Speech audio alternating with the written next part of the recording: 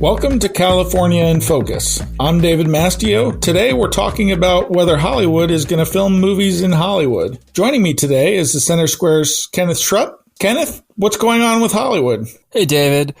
Governor Newsom announced his plan to more than double the state's credits for film and television. He's trying to raise this refundable credit by $420 million. The state's own studies have found that half the projects that apply for but don't get the subsidies end up staying anyway.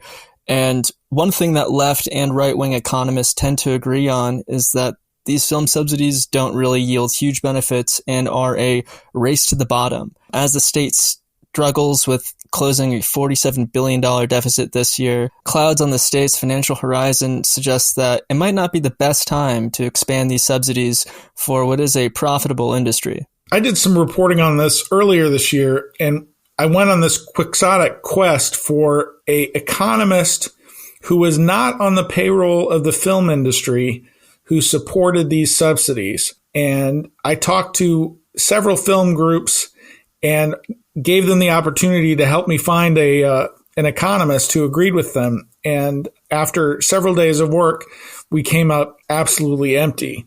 It's amazing how bipartisan and universal disdain among economists is for this particular program. One of the interesting things is that the state cites a industry-funded study for its argument that this will benefit California's economy.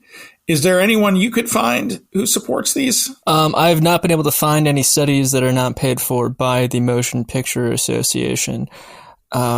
The MPA has received, or its members have received, billions of dollars in subsidies since this program started in 2009. Your story noted that the MPA tried to hide its connections to industry lobbyists. So we do have a case where most of the research on the effectiveness of these subsidies is done by the people who receive the subsidies.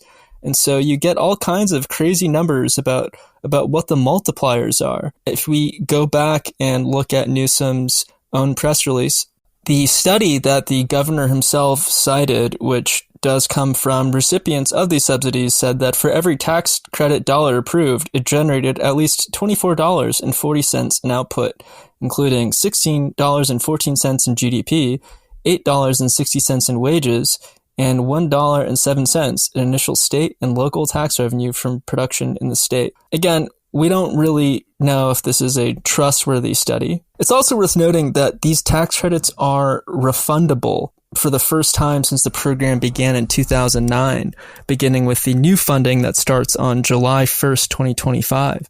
So this means that if your production company runs out of taxes to deduct, it's just going to go ahead and get a check for staying in California. I thought media was supposed to be a profitable enterprise. Don't TV shows and movies make money? They make a fortune as far as I know. One of the ironies of this new effort from California is that they're competing with red states like Texas and Oklahoma and Missouri and Kansas that all have their own programs to attract left-leaning Hollywood to their red states to film things there.